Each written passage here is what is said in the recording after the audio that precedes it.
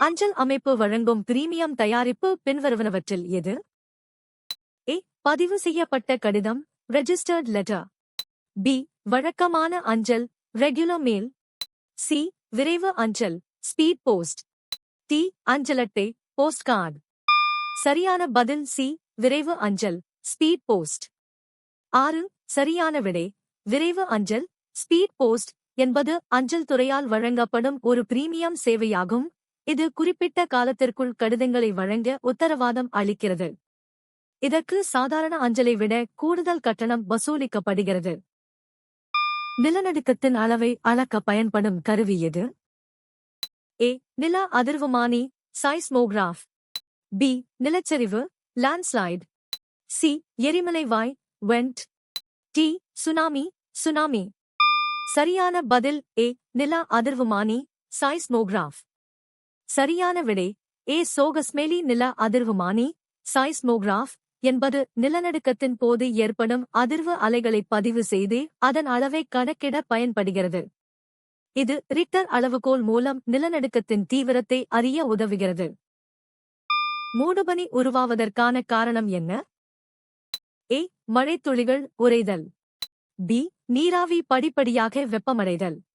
C. அதிக காற்றின் வேகம். டி. நீராவி வேகமாக குளிர்ச்சியடைதல். சரியான பதில் டி. நீராவி வேகமாக குளிர்ச்சியடைதல். சரியான விடை டி. சோகஸ்மெலி காற்றில் உள்ள நீராவி வேகமாக குளிர்ச்சியடைந்து சிறிய நீர்த்துளிகளாக மாறுவதால் மூடுபனி உருவாகிறது. இது பொதுவாக அதிகாலை நேரங்களில் நிலப்பரப்பிற்கு அருகில் நிகழும் ஒரு வானிலை நிகழ்வாகும்.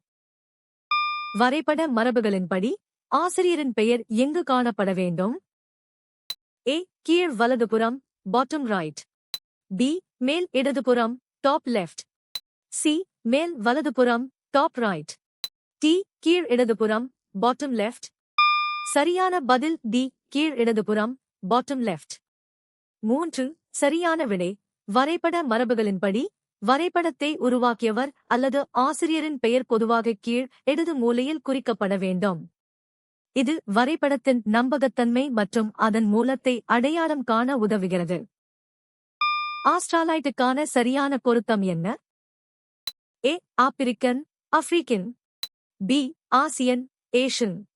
C. Australia Australia. D. European European.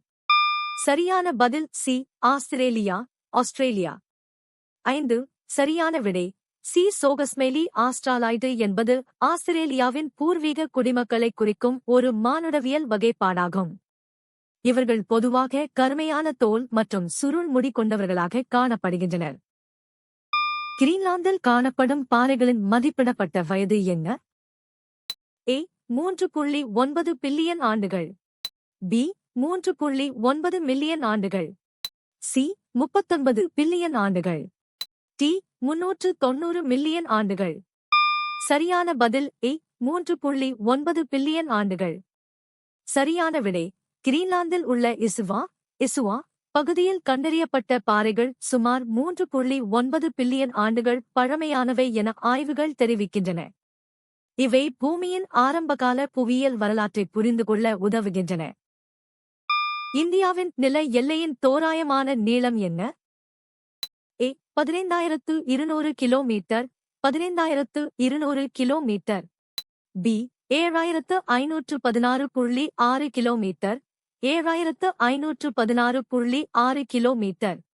C.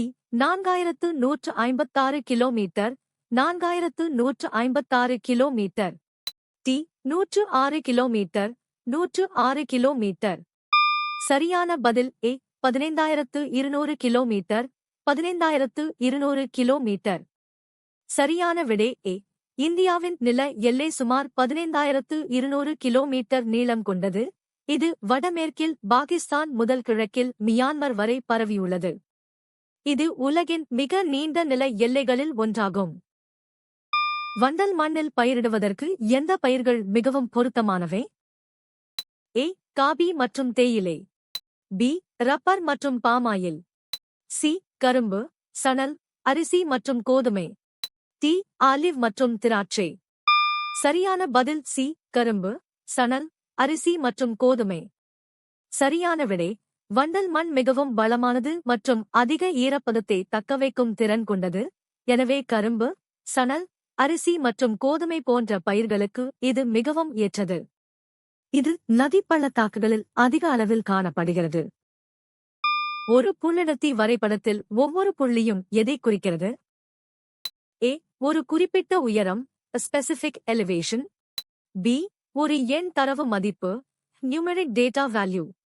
C. ஒரு அரசியல் எல்லை, a political boundary. டி. ஒரு புவியியல் அம்சம், a geographical feature. சரியான பதில் பி. ஒரு எண் தரவு மதிப்பு, numeric data value.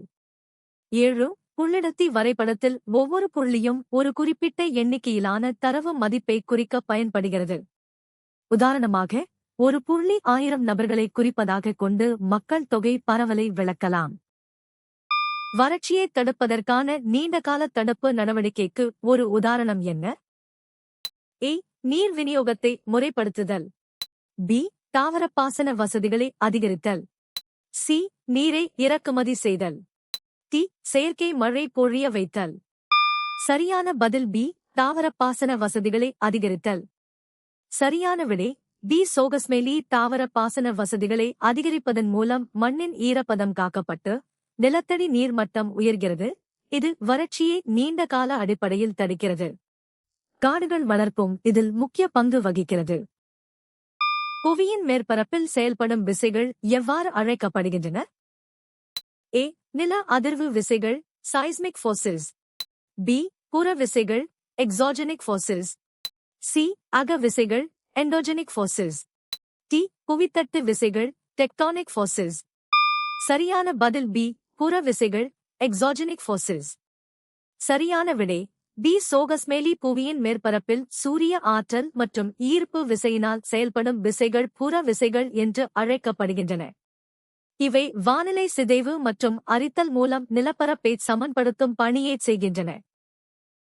கோடையில் மத்திய இந்திய நிலப்பரப்பில் உள்ள பல இடங்களில் அடையும் தோராயமான அதிகபட்ச பகல்நேர வெப்பநிலை என்ன? ஏ. சுமார் 45 டிகிரி செல்சியஸ். பி. சுமார் 30 டிகிரி செல்சியஸ். சி. சுமார் 35 டிகிரி செல்சியஸ். டி. சுமார் 40 டிகிரி செல்சியஸ். சரியான பதில் டி. சுமார் 40 டிகிரி செல்சியஸ். 1. சரியான விடை டி. சோகஸ்மெலி கோடை காலத்தில் மத்திய இந்திய நிலப்பரப்பில் சூரியனின் செங்குத்து கதிர்கள் விழுவதால் வெப்பநிலை உயர்ந்து சராசரியாக 40 ஐ எட்டுகிறது. இது அப்பகுதியில் குறைந்த காற்றழுத்த தாழ்வு மண்டலம் உருவாக காரணமாகிறது. பின்வருவனவற்றுள் எது நீரியல் வறட்சியின் ஒரு வகையாகும்? ஏ. நிலத்தடி நீர் வறட்சி, கிரவுண்ட் வாட்டர் drought. பி. வளிமண்டல வறட்சி, atmospheric drought. சி. மண் ஈரப்பதம் வறட்சி, soil moisture drought. டி. தாவர வறட்சி, vegetative drought. சரியான பதில் ஏ. நிலத்தடி நீர் வறட்சி, கிரவுண்ட் வாட்டர் drought. 8. நீரியல் வறட்சி என்பது ஆறுகள், ஏரிகள் மற்றும் நிலத்தடி நீர் மட்டம் இயல்பை விட குறைவதை குறிக்கிறது. நிலத்தடி நீர் வறட்சி என்பது நீரியல் வறட்சியின் ஒரு முக்கிய வகையாகும். இது நீண்ட கால மழைப்பொழிவு குறைபாட்டினால் ஏற்படுகிறது. தமிழ்நாட்டு மக்களின் இரண்டாவது முக்கிய உணவு எது? ஏ. சிறுதானியங்கள், மில்லட்ஸ். பி. எண்ணெய் வித்துக்கள், ஆல் சீட்ஸ். சி. பருப்பு வகைகள், பல்சஸ். டி. அரிசி, ரைஸ். சரியான பதில் ஏ. சிறுதானியங்கள், மில்லட்ஸ். தமிழ்நாட்டின் முதன்மை உணவு அரிசி என்றாலும் அதற்கு அடுத்தபடியாக சிறுதானியங்கள், கேழ்வரகு, கம்பு, சோளம் மக்களின் இரண்டாவது முக்கிய உணவாக உள்ளன. எண்ணெய் மற்றும் எரிவாயுவை கொண்டிருக்கும் படிவு பாறைகள் ஒரு காலத்தில் எதன் கீழ் இருந்தன? ஏ. மலைகள். பி. காடுகள். சி. ஆழமற்ற கடல்கள். டி. பாலைவனங்கள். சரியான பதில் சி. ஆழமற்ற கடல்கள். 1. எண்ணெய் மற்றும் இயற்கை எரிவாயு மில்லியன் கணக்கான ஆண்டுகளுக்கு முன்பு ஆழமற்ற கடல்களில் புதைந்த கடல் உயிரினங்களின் எச்சங்களிலிருந்து உருவானவை. காலப்போக்கில் வெப்பம் மற்றும் அழுத்தத்தால் இவை படிவு பாறைகளுக்குள் ஹைட்ரோகார்பன்களாக மாறின. 2. குவப்ராக்கோ மரம் என்ன பொருளைத் தருகிறது? ஏ. பிசின், resin. B. Rubber, rubber. C.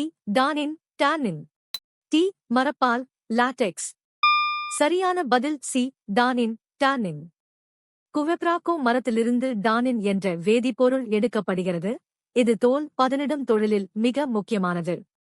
விலங்குகளின் தோல்களை பதப்படுத்தி தோல் பொருட்களாக மாற்ற இந்த மரத்தின் சாறு உலகளவில் பயன்படுத்தப்படுகிறது. சறுக்குகள் தவிர பனியாறுகளால் உருவாக்கப்படும் மற்றொரு குறிப்பிடத்தக்க அரித்தல் நிலத்தோற்றம் எது? ஏ. வடிவ பள்ளத்தாக்கு, யூ-ஷேப்ட் வேலி. பி. Delta, delta. சி. வண்டல் விசிறி, அல்யூவியல் ஃபேன். டி. வடிவ பள்ளத்தாக்கு, வி-ஷேப்ட் வேலி. சரியான பதில் ஏ. வடிவ பள்ளத்தாக்கு, யூ-ஷேப்ட் வேலி. 9. பனியாறுகள் மலைப்பகுதிகளில் நகரும்போது ஏற்கனவே உள்ள வடிவ பள்ளத்தாக்குகளை அகலப்படுத்தி செங்குத்தான பக்கங்களைக் கொண்ட வடிவ பள்ளத்தாக்குகளாக மாற்றுகின்றன. இது பனியாற்றின் அரித்தல் செயலால் உருவாகும் ஒரு பிரம்மாண்டமான நிலத்தோற்றமாகும். பூர்வாஞ்சல் குன்றுகள் எந்த மலைத்தொடரின் கிழக்கு கிளை ஆகும்?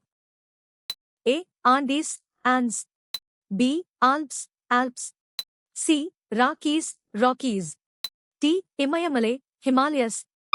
சரியான பதில் டி. இமயமலை, ஹிமாலயஸ். பூர்வாஞ்சல் குன்றுகள் இந்தியாவின் வடகிழக்கு மாநிலங்களில் அமைந்துள்ள இமயமலையின் கிழக்கு நீட்சியாகும். இவை பட்காய் பம், நாகா மற்றும் மிசோ குன்றுகளை உள்ளடக்கிய ஒரு முக்கிய மலைத்தொடராகும். ஏ. ஆண்டிஸ் மலைத்தொடர் தென் அமெரிக்காவில் அமைந்துள்ளது. நீங்கள் எத்தனை சரியாக பதிலளித்தீர்கள்?